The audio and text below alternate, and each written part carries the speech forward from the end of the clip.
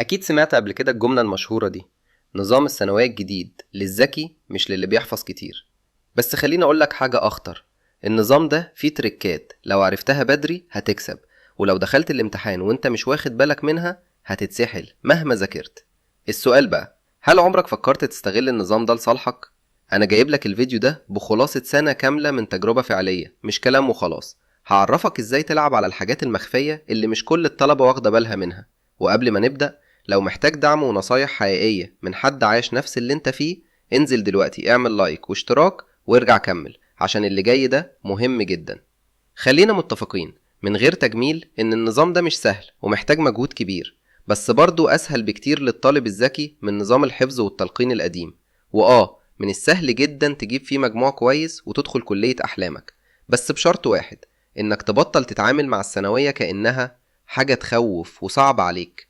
الثانوية كلها والله العظيم تتلخص في حاجة واحدة بس: انك تشغل دماغك وتكون صايع. يعني تفهم الامتحان بيفكر ازاي، تتعلم من غلطات اللي قبلك وما تكررش نفس السكة الغلط. يعني لو واحد ماشي قدامك ووقع في حفرة، هل المنطقي تمشي وراه وتقع؟ اكيد لا. نفس الكلام في الثانوية، شوف اللي قبلك وقع في ايه ومش تقع مكانه. وعشان كده انا عامل فيديو على القناة عن اكتر 5 غلطات بتضيع الطلبة في تالتة ثانوي، هسيبهولك في البايو وهيظهر لك دلوقتي، ادخل شوفه بعد الفيديو ده. القاعدة التانية: لازم تبدأ بدري، مش عشان المنهج، عشان نفسيتك. الوقت بيجري من تحت ايدك، وفجأة هتلاقي الامتحانات قربت وانت متلخبط ومش عارف تبدأ منين. انما لما تبدأ بدري مفيش ضغط، مفيش توتر، دماغك رايقة، والإحساس ده بيخليك تكمل وتحب المذاكرة غصب عنك. القاعدة التالتة، ودي من أهم الحيل: إنك تقفل المذاكرة قبل ما تتعب. يعني إيه؟ يعني تخلص مذاكرة وإنت لسه عندك طاقة ولسه قادر تكمل. طب ليه؟ عشان دماغك ما تكرهش المذاكر وما تتعاملش معاها على إنها عذاب. واحدة واحدة هتتفاجئ إن المذاكرة بقت عادة مش مجهود. القاعدة الرابعة: الحل هو اللعبة.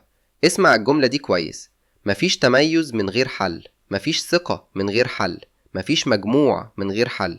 بس خلي بالك، مش شرط تحل 5 كتب، ده كلام فاضي.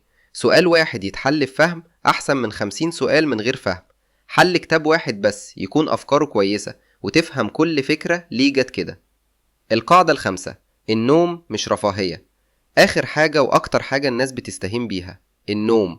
نومك يساوي تركيزك، تركيزك يساوي مجموعك. نام 7 ساعات على الأقل وفي ميعاد ثابت. مش مهم تنام الساعة 10، المهم إنك تنام وتصحى في نفس الميعاد. صدقني الساعات الهادية بتنجز فيها اللي غيرك بيخلصوا في يوم كامل.